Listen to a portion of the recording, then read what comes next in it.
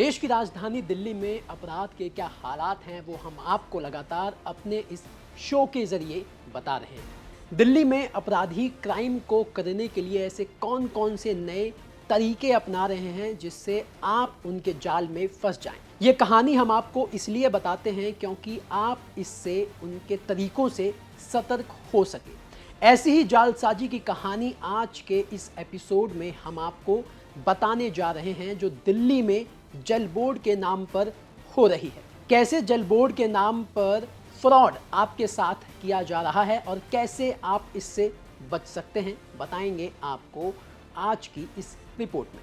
नमस्कार, मेरा नाम दिनेश यादव है और आप दिल्ली तक देख रहे हैं।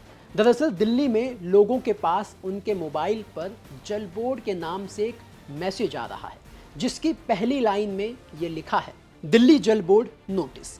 प्रिय ग्राहक, आपका दिल्ली जल बोर्ड का कनेक्शन कार्यालय की तरफ से आज रात 9:30 बजे काट दिया जाएगा क्योंकि आपकी पिछले महीने की मीटर रीडिंग अपडेट नहीं है।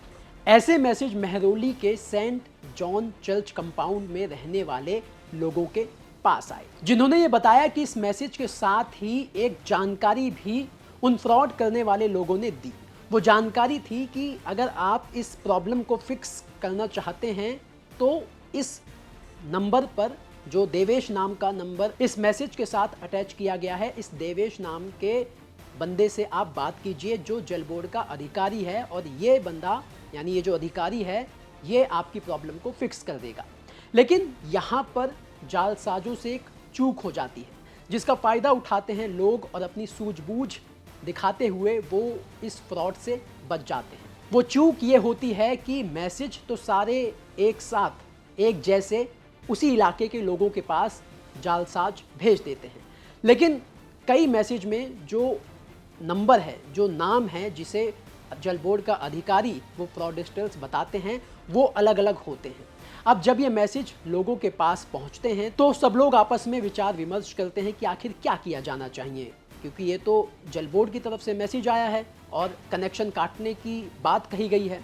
लेकिन यहाँ पर जब सब लोग आपस में बात करते हैं तो उन्हें ये पता लगता है कि मैसेज तो एक जैसा है लेकिन नंबर अलग अलग हैं, नाम भी अलग अलग हैं।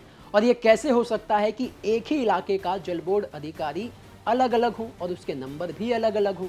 बस यहीं पर वो जो लोग हैं वो अपनी सूझबूझ का परिचय देते हैं। वो उस नंबर पर कॉल नहीं करते और सीधे इसकी जानकारी जो ऑफिशियल नंबर है जल बोर्ड का वहाँ पर कॉल करके देते हैं और वहाँ जल बोर्ड के अधिकारियों को बताते हैं कि उनके मोबाइल पर ऐसा मैसेज आया है।